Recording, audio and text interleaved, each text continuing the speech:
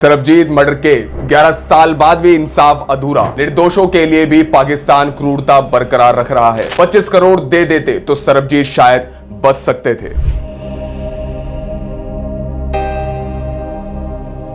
नमस्कार, मैं हूं आपके साथ मिहिर जैन और आज मेरे साथ है उमर अंसारी। दोस्तों, पिछले कुछ दिनों से सोशल मीडिया पर सरबजीत मर्डर केस का एक मर्तबा फिर जिक्र होता नजर आ रहा है। जहां 2013 में हुई एक बेकसूर शख्स सरबजीत सिंह की हत्या से सारा देश खौल उठा था, वहीं आज भी ऐसी हजारों कहानियां मौजूद है सरहद पार की, जिनसे हमारे तमाम लोग महरूम है। तारीख 14 अप्रैल, दिन रविवार, वक्त दोपहर के 12:40, जगह लाहौर का इस्लामपुरा की एक गली में आमिर सरफराज का मकान था। आमिर सरफराज वही शख्स था जिसने जेल में सरबजीत सिंह पर अपने एक साथी के साथ मिलकर हमला किया था। अचानक ही बाइक से दो लोग आमिर के घर के सामने रुके। एक ने हेलमेट पहना था और दूसरे ने नकाब। घर का गेट खुला था, इसलिए दोनों सीधे अंदर चले गए।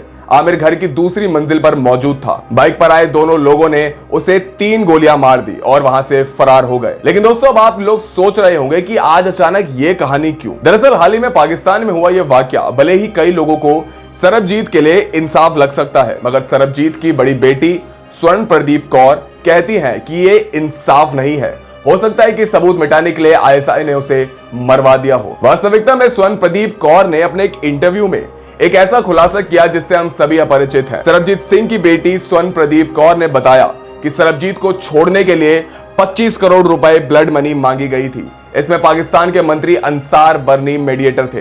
परिवार के पास इतनी बड़ी रकम नहीं थी, इसलिए सरबजीत जिंदा घर नहीं लौट पाए। दोस्तों, गौरतलब है कि पाकिस्तान ने सरबजीत को भारत का जासूस मंजीत सिंह बताकर फांसी की सजा सुनाई थी। उन पर साल 1989 में लाहौर और मुल्तान में ब्लास्ट करने का आरोप लगा था। इसमें 14 लोगों की मौत हुई थी। मरने वाले लोगों के परिवारों को ब्लड मनी दिलाकर सरबजीत की रिहाई का वादा किया गया था।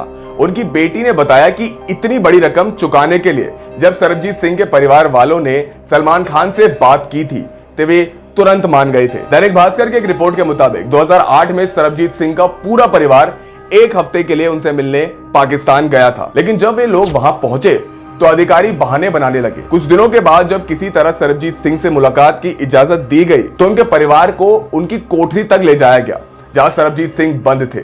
सरबजीत सिंह उस समय सलाखों के पीछे थे। उनके परिवार के लोगों के साथ आईएसआई के अफसर, पुलिस और जेल अधिकारी भी थे।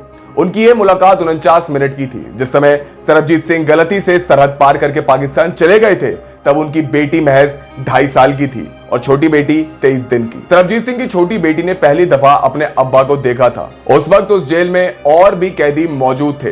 वे कभी कभार उनके परिवार से जुड़ी खबरें और फोटोज की कटिंग सरबजीत को देते थे। उनकी मुलाकात के समय सरबजीत सिंह ने उन्हें बताया था कि एक फाइल है जिसके आधार पर वो बरी हो सकते थे, लेकिन फाइल गायब करवा दी गई। इसमें सरबजीत सिंह का नाम मंजीत सिंह लिखा था। इसके बाद नई फाइल बनी, इसमें भी मंजीत सिंह के नाम से ही केस चला।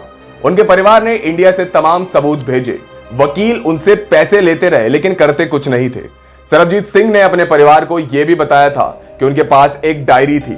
इसमें वे तमाम डिटेल्स लिखते थे। उन्हें एक्सपायरी डेट की दवाइयां दी जाती थी, कैसे टॉर्चर किया जाता था। लेकिन उनकी मौत के बाद उनकी बॉडी तो इंडिया आई, लेकिन वो डायरी कभी नहीं। मीडिया रिपोर्ट्स के मुताबिक सरबजीत सिंह के गायब होने पर कई महीनों तक तो परिवार के लोग यही सोचते रहे कि कहीं उन्हें खालिस्तानी आतंकी तो पकड़कर नहीं ले गए। दरअसल उस समय खालिस्तानी आतंकवाद अपने पूरे जोरों पर था।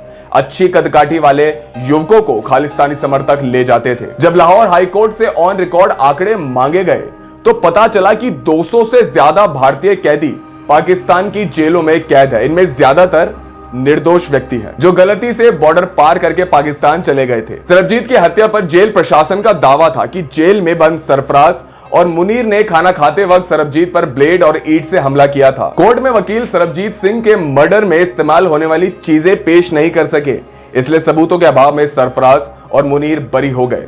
इस सब के बाद शायद हमेशा ही सरबजीत सिंह के परिवार के दिल में एक किस्म की कसक सी रह जाएगी कि वे आखिरी वक्त भी अपने पिता सरबजीत सिंह को नहीं देख सके थे, क्योंकि 2013 में सरबजीत की महज लाश हिंदुस्तान वापस आई थी।